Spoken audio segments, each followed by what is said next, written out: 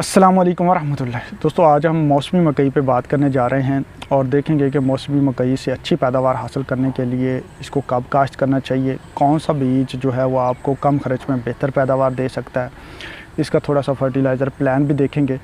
ये सारी चीज़ें आज की वीडियो में हम डिस्कस करेंगे। दोस्तों, मैं हूँ डॉक्टर जमील शफ़ी और आप देख रहे हैं प्लांट क्लिनिक्स का यूट्यूब चैनल। दोस्तों, मौसमी मकई से अच्छी पैदावार हासिल करने के दो जो हैं वो पर्पज़ होते हैं हमारे, एक साइलेज और दूसरा होता है हमारा ग्रेन पर्पज़।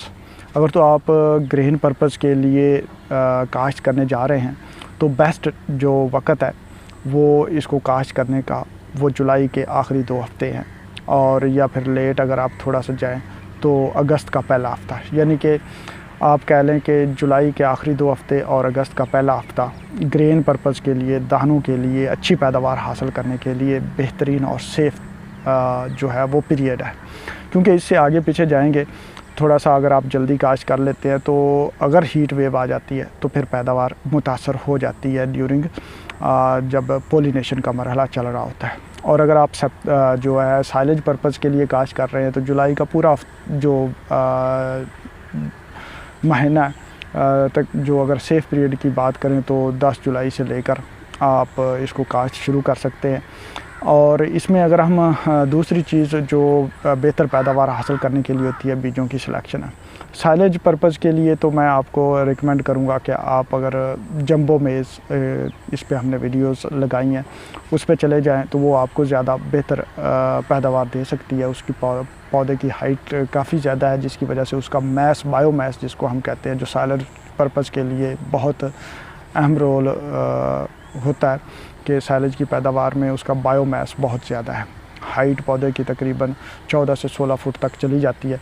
तो आप जंबो मेज़ SGF 2020 पे जा सकते हैं, उसकी पिक्चर पे साथ स्क्रीन पे शेयर कर रहा हूँ। अब हम आ जाते हैं ग्रेन पर्पज़ के लिए। जो हाइब्रिड मेज़ हम यूज़ करते हैं, ये जो SGF 2020 साइलेज के लिए मैं रिकमेंड कर रहा हूँ, ये हाइब्रिड नहीं है। इसका आप बीज नेक्स्ट जनरेशन में भी यूज़ कर सकते हैं और ये हाइब्रिड से अच्छी पैदावार दे जाता है साइलेज और चारे की। ग्रेन के लिए इसको मैं रिकमेंड नहीं करूँगा। इसका छल्ली का जो दाना है वो सफ़ेद कलर का होता है। अब हम ग्रेन पर्पज़ के लिए जब आते हैं तो वहाँ पे जो बेहतरीन टाइम है वो मैंने जैसे कि रिकमेंड किया कि आज जुलाई का आखिरी 2 हफ़्ते और अगस्त का पहला हफ़्ता, इसमें आप उसको काश्त करें। अब बीजों की सिलेक्शन में आप अगर बात करें तो बीज 2 तरह की कंपनीज़ पाकिस्तान में काम कर रही हैं। पाकिस्तान की लोकल कंपनीज़ हैं और कुछ मल्टीनेशनल कंपनीज़ हैं। मल्टीनेशनल कंपनीज़ में हम आ जाएं तो संजेंटा आ जाती है हमारे पास, बायर के कुछ बीज आ जाते हैं और उसके बाद पायनियर के बीज आ जाते हैं। ये तीनों ही बड़ी कंपनीज़ हैं जो काम कर रही हैं पाकिस्तान में, लेकिन इनके पास जो जर्म प्लाज्म है वो अब इनमें से कुछ बीजों के जर्म प्लाज्म, जिनको हम इनब्रेड लाइंस कहते हैं, जो हाइब्रिड बीज प्रोडक्शन में यूज़ होते हैं, वो हमारी पाकिस्तान की लोकल कंपनीज़ के पास भी मौजूद है। और वो जो सीड प्रोड्यूस कर रही हैं वो मल्टीनेशनल कंपनीज़ का मुकाबला करते हैं और बिल्कुल वैसे ही रिज़ल्ट्स दे रहे होते हैं जैसे मल्टीनेशनल कंपनीज़ के रिज़ल्ट हो रहे होते हैं, क्योंकि उनका जर्म प्लाज्म आलमोस्ट सिमिलर है जो कि मल्टीनेशनल कंपनीज़ के पास मौजूद है। इस पर भी हम बात करते हैं।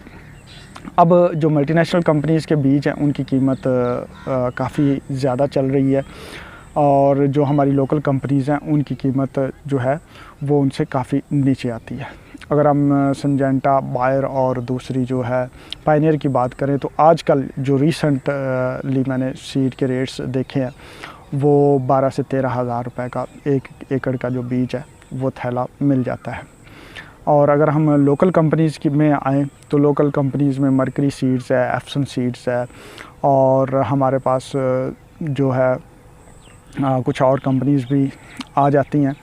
इनमें सोनी धरती है और इनके बीज जो हैं वो तकरीबन कोई 10 से 11 हज़ार की रेंज में चल रहे हैं, लेकिन इन सारों का जो जर्म प्लाज्म है वो आलमोस्ट सिमिलर होता है। इसी तरह हमारी एक और कंपनी पाक हाइब्रिड के नाम से है, इनका जर्म प्लाज्म भी सिमिलर है जैसे कि सोनी धरती के पास है। इसी तरह एप्सन सीड्स के पास है, मरकरी सीड्स के पास है।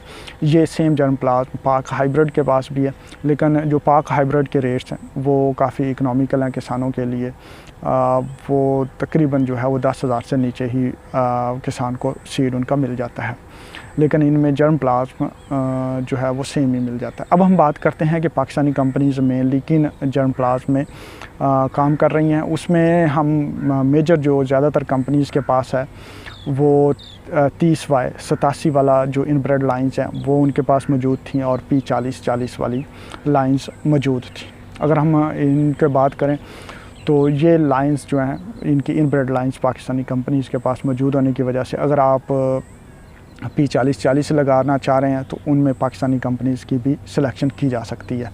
और दूसरी तरफ अगर आप जो पुराना सीड है 30Y 87 उसकी इम्प्रूवमेंट्स पाकिस्तानी कंपनीज़ ने कुछ की है, थोड़ी बहुत उसमें चेंजेस के साथ वो बीज मिल जाता है। मुख्तलिफ़ नंबर्स दिए हुए हैं पाकिस्तानी कंपनीज़ ने।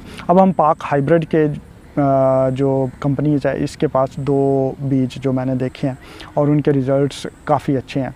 अगर P40 की बात करें तो वहाँ पे वो दे रहे हैं 840 सिमिलर लाइंस से डेवलप किया हुआ मालूम होता है। उसकी शक्ल व शुबाहत, उसका छल्ली का साइज़, उसकी छल्ली की रंगत, उसके पौधे की रंगत जो है वो उसी तरह है जैसे कि P40 की है।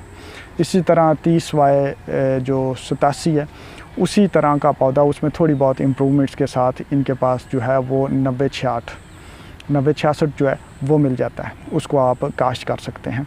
तो इस तरह से ये जो पाक हाइब्रिड पाकिस्तानी कंपनी है इसके बीज थोड़े इकनॉमिकल भी हैं और सिमिलर रिज़ल्ट्स दे जाते हैं, जो कि हमारे P40 की जगह पे आप 840 काश्त कर सकते हैं पाक हाइब्रिड का। और दूसरी तरफ अगर आप 30Y 87 जो कि काफ़ी अर्सा पहले पाकिस्तान में बहुत अच्छा सीड समझा जाता था, फिर कुछ वजूहात की वजह से इस सीड को बैन किया गया और इसकी रिप्लेसमेंट में नए सीड आए, लेकिन इसकी इनब्रेड लाइंस पाकिस्तानी कंपनीज़ के पास मौजूद हैं और उन्होंने उनमें कुछ मॉडिफिकेशन, कुछ इम्प्रूवमेंट्स के साथ जो पाक हाइब्रिड ने अपना नंबर दिया हुआ है वो हम कह सकते हैं कि वो 90-66 के नाम से है।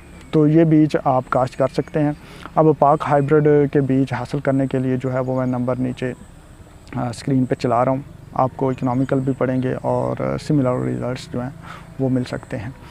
और अब हम आ जाते हैं खादों के मरहले पे। तो दोस्तों, मौसमी मकई में अच्छी पैदावार हासिल करने के लिए आप 1 से 1.5 बोरी बिजाई के वक्त जो है वो DAP इस्तेमाल कर सकते हैं। नहरी पानी है तो आप पोटाश को जो है वो स्किप कर सकते हैं बिजाई के वक्त। अगर नहरी पानी नहीं है तो SOP या MOP की 1 या आधी बोरी ज़रूर लगाएं बिजाई के वक्त। उसके बाद 3 से 4 बैग्स जो हैं वो यूरिया डिफरेंट स्टेजेस पे जो है एक बैग करके अप्लाई किए जाते हैं। जिंक जो है वो अप्लाई की जाती है जब आप फास्फोरस की खाद से तकरीबन 20 दिन के बाद जिंक को अप्लाई कर दें। इसी दौरान जो पहला आपके 30-40 दिन होते हैं उसमें जो है वो इसके ऊपर कीड़ों वगैरह का हमला होता है, तो उसके ख़िलाफ़ आपको 2 से 3 जो है वो ग्रैनुलर जो पेस्टिसाइड्स हैं वो इसमें डलवानी पड़ती हैं, या आप उनकी रिप्लेसमेंट में स्प्रे भी कर सकते हैं। शुरू में जर्मिनेशन के बाद आप शूट फ्लाई का जो है वो स्प्रे कर सकते हैं। और वीड्स के कंट्रोल के लिए अगर आपके नैरो लीफ और ब्रॉड लीफ दोनों हैं तो गैंगवी वगैरह या इसकी रिप्लेसमेंट में जो है स्प्रे किया जा सकता है। आखिरी यूरिया आपने लगानी है जब आपका मकई जो है वो टेस्लिंग के करीब आ रही हो, यानी कि टेस्लिंग वाले हफ्ते में या टेस्लिंग से 1 वीक पहले जो है वो आखिरी यूरिया लगा दें और उसके बाद फिर आपकी फसल जो है वो पकने दें।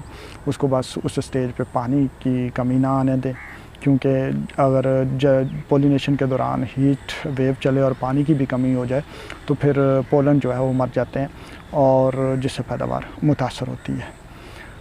ये थी दोस्तों आज की एक वीडियो जो कि मौसमी मकई पे थी।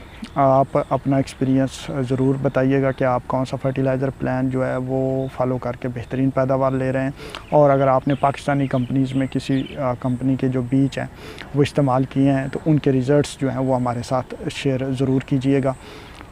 जज़ाकुमुल्लाह खैर दोस्तों, अपना तजर्बा हमारे साथ शेयर करते रहें और हम कहते हैं कि इस तरह से हम एक दूसरे से सीखते हैं और बेहतर से बेहतरीन पैदावार की तरफ जाते हैं।